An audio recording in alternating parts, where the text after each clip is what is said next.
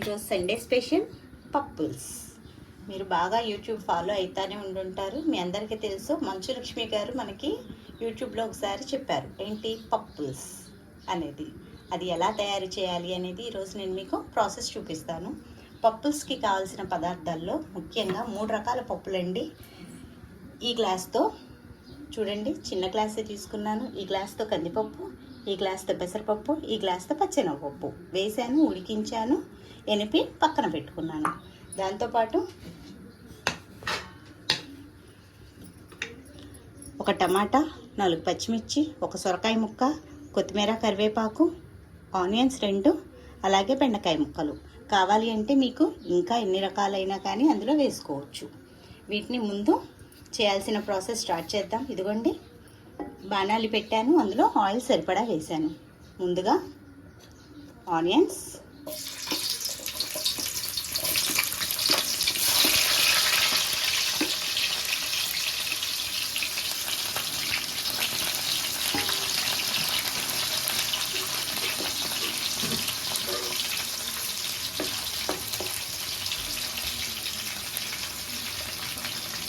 బెండకాయ పీసెస్. చూడండి, బెండకాయ ముక్క కొద్దిగా పొడవుగా కట్ చేసి పెట్టాను.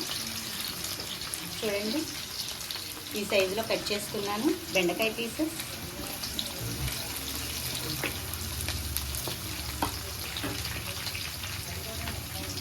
ఇది కొద్దిగా వేగిన తర్వాత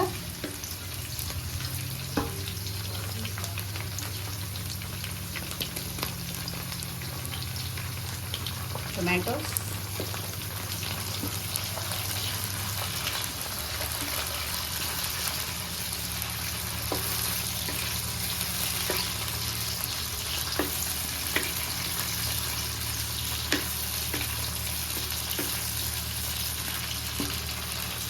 ఇవి కూడా వేగాలి. పచ్చిమిర్చి,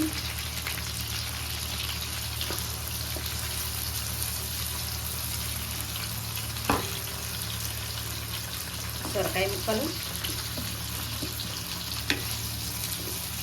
సొరకాయ ముక్కలు కొద్దిగా పొడవుగానే వేసుకోవాలండి.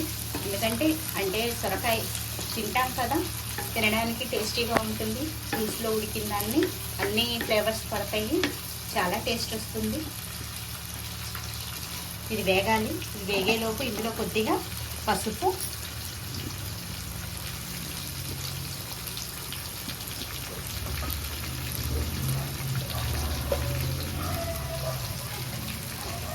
ఇదిగోండి పసుపు,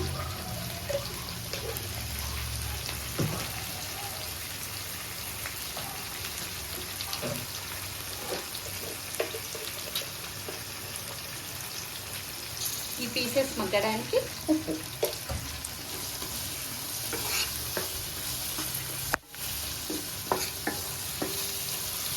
ఇప్పుడు ఇది మొత్తం మెత్తగా మగ్గిందాక వెయిట్ చేద్దాం.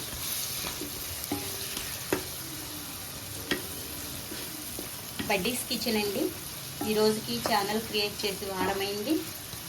నాకు తెలిసినంత వరకు అన్నీ కొత్త ఐటమ్సే స్టార్ట్ చేశాను. అంటే స్టార్టింగ్లో అందరికీ తెలిసినవే పెట్టాను. అంటే రీజన్ వచ్చేసి తెలియని వాళ్ళు, కొత్తగా పెళ్ళైన వాళ్ళు ఉంటారు, వాళ్ళ కోసమని స్టార్టింగ్ వాటితో స్టార్ట్ చేశానండి. ఇక నుంచి అన్ని కొత్త వీడియోస్ వస్తాయి. దయచేసి సబ్స్క్రైబ్ చేయండి, లైక్ చేయండి, అలాగే గంట సింబల్ కొట్టండి. ఏంటంటే ఏ నోటిఫికేషన్ అయినా కానీ మీ దాకా రీచ్ అవ్వడం కోసం అని చెప్తున్నాను. కొత్తగా వచ్చే మాలాంటి వాళ్ళు కొద్దిగా ఎంకరేజ్ చేయండి. చూడండి, ఇవి మెత్తగా అయిపోతున్నాయి. ఇది బాగా మెత్తగా అయిపోయే వరకు మనం మూత పెట్టేసుకుందాం. చూడండి, మెత్తగా అయినాయి కదా. ఇలా మెత్తగా అయిన తర్వాత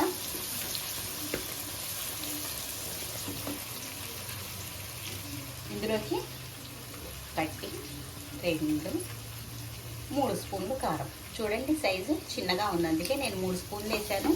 మీరు తినే కారంని బట్టి మీరు వేసుకోండి. ఈ కారం కూడా ఈ ముక్కలకన్నిటికీ పట్టాలి.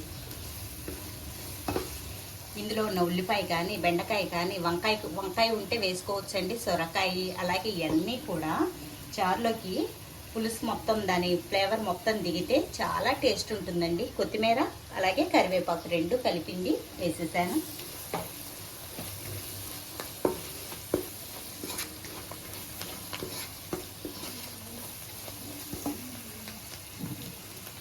కందిపప్పు పెసరపప్పు అంటే మనం ఎనిపితే మెదుగుతాయి, పచ్చనిపప్పు మెదగాలంటే కష్టమవుతుంది కాబట్టి నేను మిక్సీ పట్టానండి. దీన్ని మొత్తాన్ని ఇందులోకి వంచేసుకుందాం.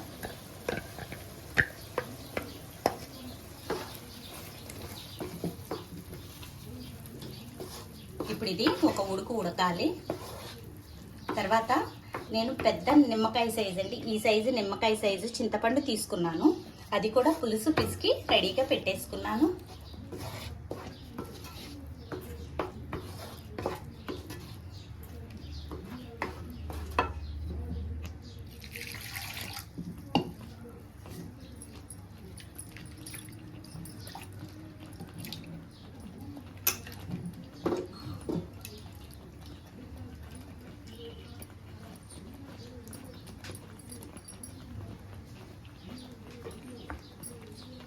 ఇదిగోండి ఇలా ఉడుకుతుంది కదా, ఇలా ఉడికేటప్పుడు చింతపండు పులుసు మొత్తం పిసికి పెట్టేసుకున్నానండి. పులుసు పోసేసుకుందాం. అంటే మీకు ఎంత క్వాంటిటీ కావాలి అనేది చూసుకొని దాన్ని బట్టి పోసుకోండి. ఇది చాలా అంటే చాలా చిక్కగా వస్తుందండి, కనిపిస్తుంది కదా మీకు, చాలా చిక్కగా వస్తుంది. కాబట్టి మీకు ఎలా కావాలి అనేది కన్సిస్టెన్సీ మీరు చూసి పోసుకోండి. ఇప్పుడు ఇది వేసేసాము, పసుపు వేసాము, అన్నీ వేసేసాము. ఇప్పుడు ఉప్పు దీనికి సరిపడా వేయాలి.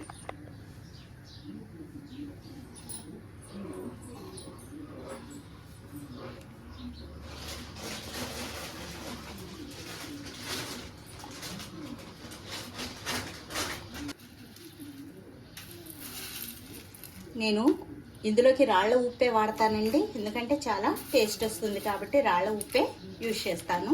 ఇదిగోండి సరిపడా వేసాను. కలుపుకొని మూత పెట్టేసుకోవడమే. పప్పుల్స్ రెడీ. చూడండి ఈ కన్సిస్టెన్సీ ఎంత చిక్కగా ఉందో. దీన్ని వేడివేడి అన్నంలో ఒక ముద్దలో కలుపుకొని తిని టేస్ట్ చేసి ఎలా ఉంది అనేది కామెంట్ రూపంలో నాకు తెలియచేయండి. Thank you.